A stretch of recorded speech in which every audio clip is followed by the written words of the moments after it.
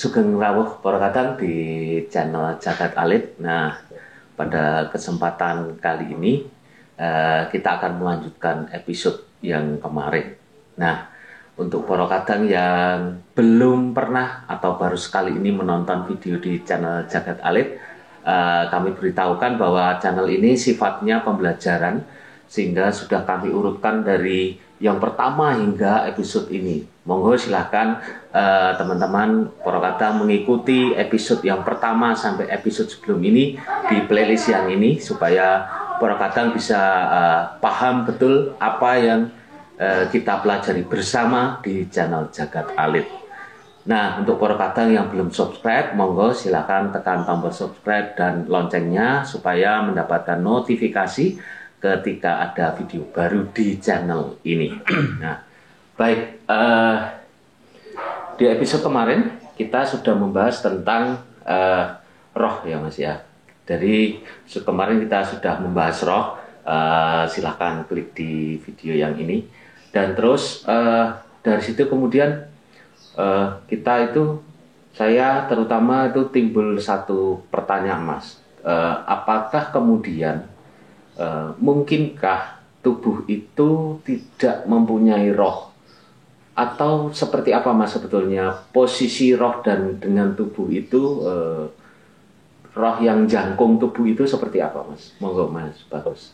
Ya, jadi untuk menjawab pertanyaan tersebut itu sangat mudah, karena kalau orang menanyakan mungkinkah tubuh itu tanpa roh, ya pasti tidak akan pernah bisa. Artinya karena roh sendiri seperti penjelasan di episode kemarin, itu roh itu menjadi energi, menjadi sesuatu yang menjadi cikal bakal terhadap kehidupan.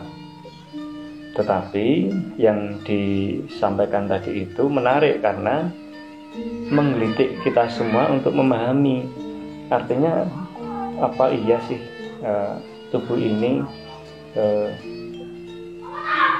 tidak mungkin kalau tidak ada rohnya. Ya, jelas yang bisa menggerakkan, menghidupkan tubuh ini adalah roh. Nah, saat roh itu sudah meninggalkan tubuh ini, berarti kita sudah dikatakan sudah mati.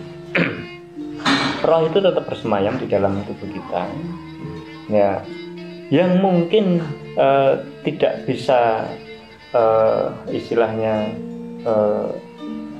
hilang di situ roh, tetapi jiwa ini mungkin belum tentu orang itu mempunyai.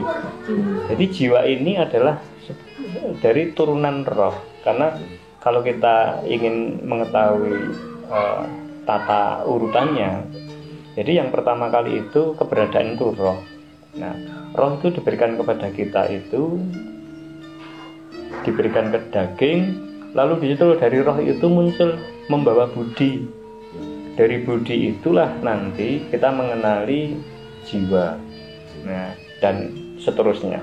Jadi roh ini tidak akan mungkin meninggalkan tubuh kita saat kita itu masih hidup. Tetapi jiwa ini mungkin saat kita tubuh ini didiami roh. Jadi belum tentu jiwa ini bisa sinkron, atau bisa juga sama sekali tidak punya jiwa. Artinya orang itu bisa dikatakan seperti mati suri. Jadi orang yang tubuhnya masih ada kehidupan, yang masih didiami roh, tetapi jiwanya tidak berlangsung. Nah, jadi sangat tidak mungkin seandainya ada seseorang mengatakan mungkinkah tubuh itu tanpa roh. Ya tidak mungkin terjadi, karena satu-satunya alasan untuk hidup itu karena roh. Itu. Ya, ya. Jadi alasan hidup itu karena roh ya Mas. Nah, saya sedikit mengulang apa yang sudah kita obrolkan di episode yang lalu tentang proses penciptaan manusia. Jadi saya punya sedikit kegelisahan gini Mas. Jadi ketika kemudian roh itu hadir melalui seorang laki-laki ya, Nun Sewu sebagai perantara.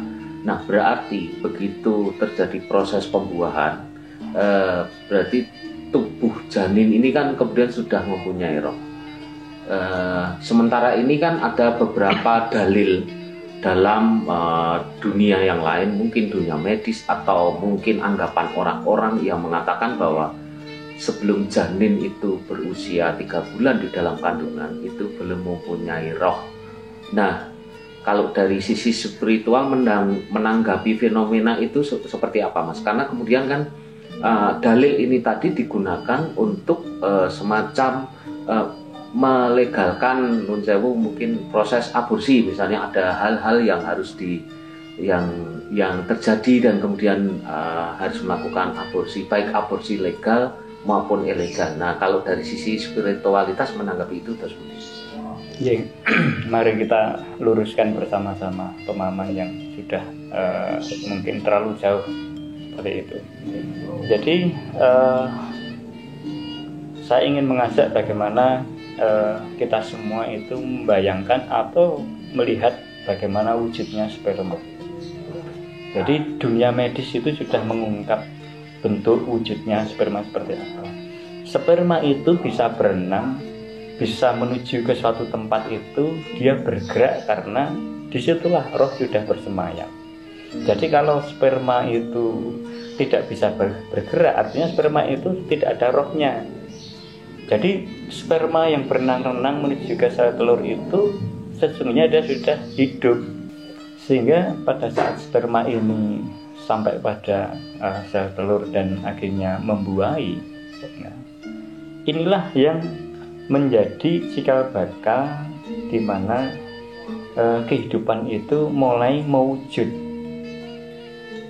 Yang awalnya dari satu sel, lalu di sana mewujud, membelah sehingga bertumbuh membentuk suatu wujud. Nah, wujud ini nanti berkembang banyak, mulai dari umur sekian akhirnya menjadi cabang yang sudah mulai lengkap. Itu pun ya tentu saja sudah mempunyai roh, walaupun piranti-piranti di dalam kejiwaannya itu tidak selengkap, tidak sesempurna kita yang sudah dewasa. Tetapi roh itu sudah bersemayam saat dibawa oleh sperma. Karena sperma itu hidup. Ya, dan hidupnya itu karena roh ya, Mas? Ya, karena roh. Karena tadi di depan sudah dijelaskan, roh inilah yang menjadi daya hidup, yang menjadi energi kehidupan. Sehingga kalau sperma itu tidak punya roh, ya artinya tidak bisa berenang, tidak bisa menuju ke sarangnya sel telur, sehingga ya tidak ada pembuahan di situ. Ya, jadi ya berarti sejak awal, bahkan sebelum bertemu dengan sel telur pun roh itu sudah hadir ya, Mas ya. Dan itu dibuktikan ketika nun sewu sel satu sperma ini kemudian menjadi pemenang dan bisa menembus ke sel telur, itu karena adanya roh juga ya. Berarti sejak awal kita sudah hidup bahkan sebelum bertemu dengan sel telurnya. Nah, baik. Nah, dari situ kemudian setelah kemudian itu terbentuk menjadi jabang bayi lah istilahnya, atau kemudian sudah lahir lah. Kemudian kan tadi di episode yang kemarin panjenengan ngendika bahwa di tubuh kita itu jantung ada rohnya, usus ada rohnya dan sebagainya. Saya itu sebetulnya pengen bertanya, roh yang ada dalam diri kita itu tunggal atau jamak, dalam arti apakah kemudian ada roh jantung, roh usus itu menjadi pribadi roh yang berbeda, ataukah ataukah itu sebenarnya satu hanya kemudian seperti apa sih penjelasannya? Ya, di dalam spiritualitas, di dalam kehidupan rohani, roh itu ada penjelasannya sendiri. Nah, penjelasannya jauh lebih dalam, karena di dalam tubuh kita itu nanti akan kita kenali adanya 9 roh yang bersemayam. Jadi kalau tadi ditanyakan apakah roh itu jamak atau tunggal, ya secara sederhana kita bayangkan bahwa di setiap organ kita itu ada roh yang mengendalikan. Jadi misalnya kita melihat adanya di organ jantung. Jantung itu di sana sudah bersemayam roh. Roh yang ada di jantung ini mengendalikan, lalu membimbing organ jantung itu untuk bekerja sesuai ketetapan yang diberikan Sang Pencipta.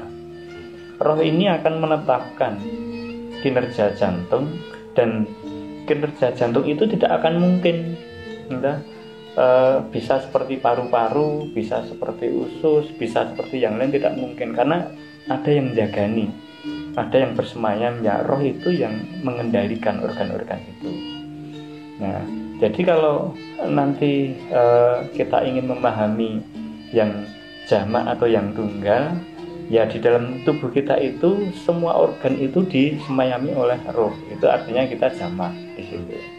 Tetapi saat nanti kita itu menyelami lebih dalam lagi mengenai roh, nanti yang terhubung ada penjelasannya lewat nyawa. Nyawa ini tunggal. Nah, inilah yang nanti di penjelasan ke depan nanti Poro Kadang itu bisa jauh menyimak di sana. Saya ingin menyambung tadi mengenai apa yang ditanyakan karena terkait dengan aborsi. Jadi Poro Kadang harus memahami ada peristiwa yang harus kita urai di sini. Kenapa aborsi itu dilarang? Kenapa tidak diperbolehkan di dalam ranah agama dan kerohanian? Karena ada penjelasan sendiri. Jadi saat seorang laki-laki itu membuahi telur, nah disinilah sesungguhnya ada proses di mana kita memahami kita diizinkan, artinya direstui oleh Allah sendiri sehingga bisa membuahi. Tanpa restu itu kita juga tidak bisa, walaupun kita sudah berusaha berupaya, itu juga belum tentu bisa berhasil untuk bisa membuahi. Hasil dari pembuahan itu nanti bertumbuh dan akhirnya dari satu sel telur akhirnya berkembang banyak sehingga menjadi jabang, dari jabang menjadi bayi, dari bayi menjadi anak-anak dan seterusnya. Nah, saat kita secara rohani memahami ternyata bahwa sel telur ini bisa membuahi itu pun atas izinnya, maka disinilah kita memahami bahwa kita tidak boleh membatalkan apa yang sudah ditetapkan oleh Allah. Nah, aborsi baik itu masih sekian bulan, itu apapun alasannya tidak diperbolehkan, karena disinilah kita akan menentang ketetapan Allah, menentang ketetapan Sang Pencipta yang sudah disematkan di dalam kehidupan kita. Maka Nun Sewu, mungkin ini menjadi wacana tersendiri. Kenapa saya menyampaikan seperti ini, supaya bisa menjadi pencerahan bahwa apapun alasannya, saat roh itu diberikan kepada manusia, sudah mewujud di dalam bentuknya, itu menjadi rahmat agung bagi kehidupan. Maka tidak elok, bahkan kita akan menjadi mempunyai kesalahan yang sangat besar saat sudah membatalkan kuasanya. Inilah yang saya juga sering prihatin mendengar kabar ada banyak peristiwa aborsi dengan berbagai alasan, karena sekian bulan ini dikatakan belum ada jiwanya, belum ada macam-macam itu. Inilah yang membuat secara pribadi saya sedih. Mungkin ini hanya tambahan penjelasan di mana tadi Mas Gentong menanyakan mengenai terkait aborsi, karena bagi saya aborsi harus diluruskan, apapun itu tidak boleh.